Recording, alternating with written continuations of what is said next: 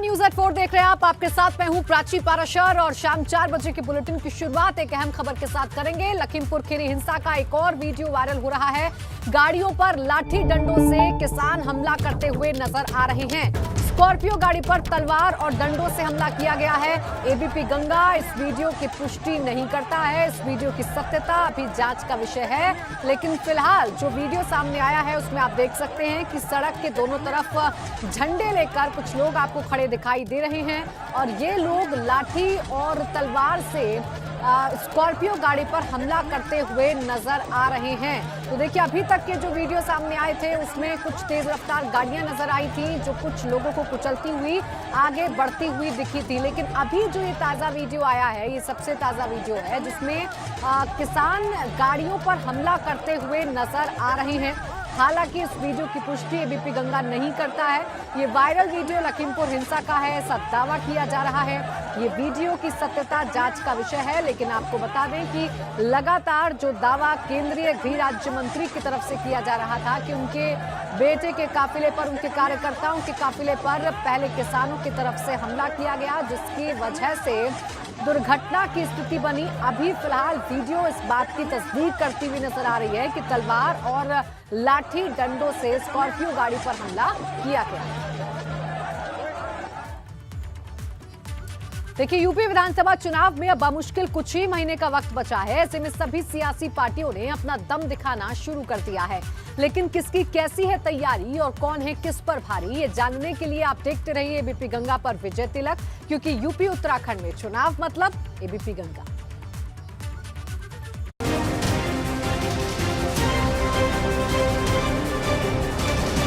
विजय तिलक।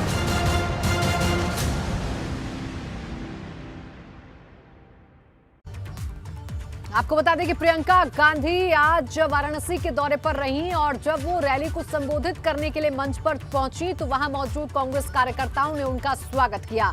वाराणसी में प्रियंका की रैली स्थल से जुड़ी ये 4 तस्वीरें हम आपको दिखा रहे हैं। पहली तस्वीर में मंच से हुंकार भरती हुई प्रियंका गांधी आपको नजर आ रही होंगी। दूसरी, रैली स्थल पर कांग्रेस कार्यकर्ताओं और लोगों की उमड़ी भीड़ की है। तीसरी तस्वीर में प्रियंका गांधी का मंच पर तलवार और मुकुट सौंपकर स्वागत किया गया। चौथी तस्वीर मंच पर प्रियंका गांधी के साथ कांग्रेस के दिग्गजों के जमावड़े की है। तो प्रियंका गांधी जो इन दिनों पूरी तरीके से एक्शन में नजर आ रही हैं, या यूं कहें कि कांग्रेस का चुनावी बिगुल फूंकती हुई नजर आ रही हैं, तो गलत नहीं होगा। लखीमपुर कांड पर वो लगातार बढ़ चढ़कर विपक्ष की भूमिका में सरकार पर हमला बोलती रहीं और अब उस हमले के बाद वाराणसी में भी एक रैली को संबोधित करने के लिए पहुंची और यहां पर भी जमकर निशाना साधा सरकार पर।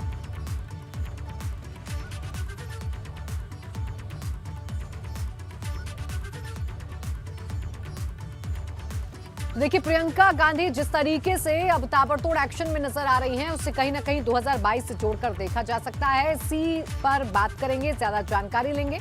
मेरे साथ हमारे ब्यूरो चीफ वीरेश पांडे इस वक्त जुड़ गए हैं। वीरेश, किस तरीके से इसे देखा जाए? लखीमपुर कांड से जिस तरीके से एक्टिव हुई कांग्रेस या प्रियंका गांधी, वो सिलसिला अब लगातार जारी है, यानी समझा जाए कि 2022 का बिगुल औपचारिक तौर पर फूंक दिया गया है।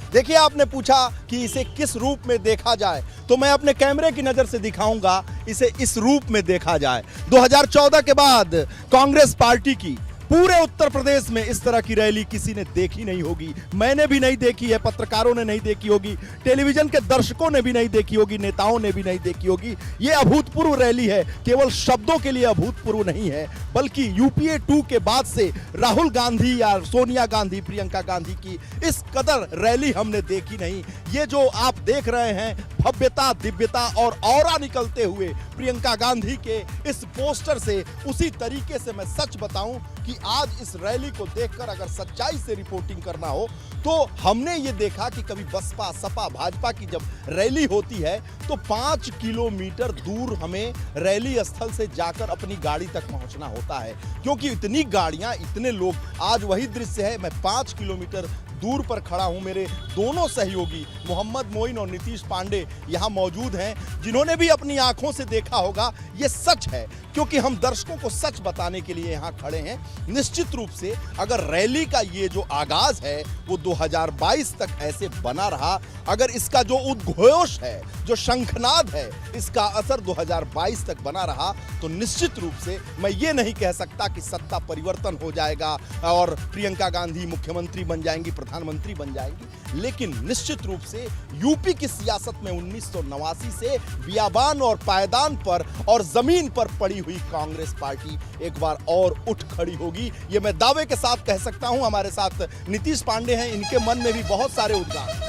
अवरेज जी देखिए, ये पूरी रैली थी, पहले प्रतिज्ञा रैली थी और उसके बाद किसान न्याय रैली हुई। तो मेरे मन में ये था, मैं भी ये सोच कर आया था कि इस न्याय रैली में कुछ ऐसी चीज़ें सामने आएंगी जो प्रतिज्ञा के तौर पर आएंगी। इस रैली में प्रियंका गांधी वाड्रा कुछ ऐसी चीज़ बोलेंगी जो इस सरकार से भिन्न होगी, और अगर उनकी सरकार आती है तो वो जो किसान है उनके लिए कुछ अलग करेंगे। लेकिन वही पुरानी बातें कही, सिर्फ वही पुरानी बातें। उन्होंने उम्बा कांड को गिना दिया, उसके बाद की जितने घटनाएं हैं उनको गिना दिया। तो क्या सिर्फ निशाना साधने के लिए ये रैली थी? क्या दिन भर हमने और आपने जो कवर किया, जोशीले अंदाज में जो कांग्रेस के कार्यकर्ता लगातार घूम रहे थे उनके साथ काशी की सड़कों पर शक्ति प्रदर्शन, इसको हम कह सकते हैं, अघोषित रोड शो कह सकते हैं। तो क्या काशी की सड़कों पर रोड शो करने के लिए प्रियंका गांधी वाड्रा आई थी? क्या ये भीड़ बुलाई गई थी? क्या आने वाले चुनाव में ये भीड़ वोट में तब्दील होगी? ये बड़े सवाल हैं। सारे सवाल आपके मन में है, लेकिन मोहम्मद मोइन भी हैं, इसकी समीक्षा करेंगे। सवाल तो हर विषय पर उठते हैं, लेकिन जो आज भीड़ का आलम है, जो दर्शकों ने देखा, हमने देखा, आपने महसूस किया, क्या ये अभूतपूर्व नहीं है? 2014 से पहले आपने ऐसा देखा होगा क्या? 2014 के बाद ऐसी रैली, ऐसे लोग, ऐसी जनता, ऐसी भीड़, ऐसी गाड़ी आपने देखा क्या?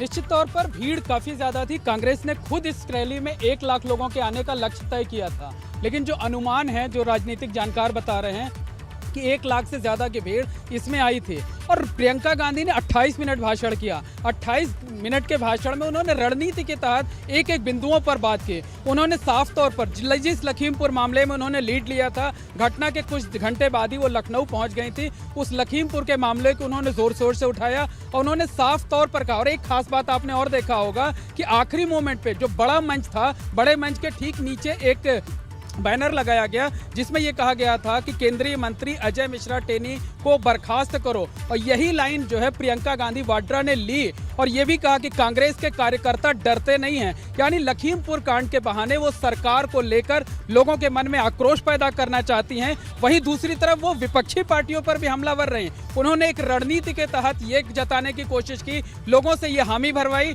कि आप लड़ने वाले लोगों के साथ रहेंगे या घर बैठने वालों के साथ रहेंगे। प्रियंका गांधी ने यह बात इशारे में कही, जबकि अजय कुमार लल्लू ने साफ तौर पर अखिलेश यादव का नाम लिया और कहा कि अखिलेश यादव घर बैठे रहते हैं तो आप उनके साथ जाना चाहेंगे।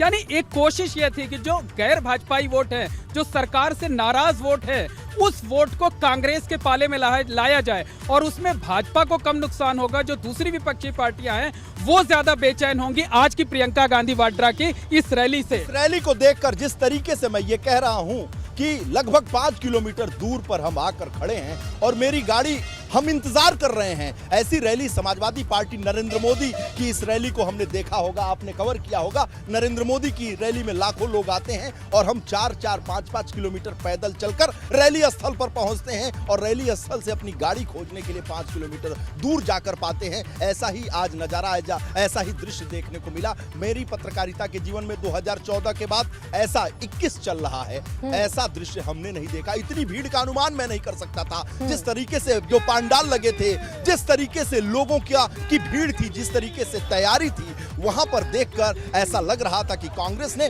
बड़े जोर शोर से तैयारी की थी। ये कांग्रेस के लिए एक शुभ घड़ी है, मैं ये दावा जरूर कर सकता हूं। बिल्कुल वीरेश, देखिए जिस तरीके से आप अपने अनुभव से बता रहे हैं कि ये जो भीड़ है वो अभूतपूर्व रही और कहीं ना कहीं सामने। बिल्कुल वीरेश, और ये जो अभूतपूर्व भीड़ है जिसके बारे में आप अपने अनुभव से बता रहे हैं कि कहीं ना कहीं अब चुनौतीपूर्ण हो सकता है। मैं आपसे समझना चाहूंगी कि क्या सोती हुई कांग्रेस जो उत्तर प्रदेश में अभी नजर आ रही थी, लखीमपुर एक ऐसी कड़ी बना जिससे एक बार फिर से वो जागी और एक्शन में नजर आई और कहीं ना कहीं एक संजीवनी की तरह इस कांड ने काम किया कांग्रेस के लिए? देखिए, कई बार जब से प्रियंका गांधी आई हैं, लगता है कि प्रियंका आई हैं और आंधी लाई हैं। आज तो नारे भी लग रहे थे, प्रियंका नहीं आंधी हैं बल्कि दूसरी इंदिरा गांधी हैं। तो इंदिरा गांधी की छवि देखने वाले कांग्रेस कार्यकर्ता पिछले लगभग 1 दशक से मैं लगातार देख रहा हूं, इस आशा में रहते हैं कि प्रियंका आई हैं तो कुछ आस जगाई हैं, कुछ संजीवनी लाई हैं, कुछ बूटी लाई हैं। तो क्या ये बूटी हमेशा के लिए है? क्या ये बना रहेगा? ये तेजी बनी रहेगी? ये उद्घोष बना रहेगा? ये प्रयास बना रहेगा? ये कोशिश बनी रहेगी? फिर मैं ये कह रहा हूं अगर और मगर, क्योंकि अगर और मगर मैं नहीं कह रहा हूं, ये कार्यकर्ता कहते हैं, नेता कहते हैं। बिल्कुल वीरेश, अब देखना होगा कि इस भीड़ को किस तरीके से जन समर्थन के तौर में कांग्रेस जो है आने वाले समय में कन्वर्ट कर पाती है। शुक्रिया आपका वीरेश, हमारे साथ जुड़ने के लिए।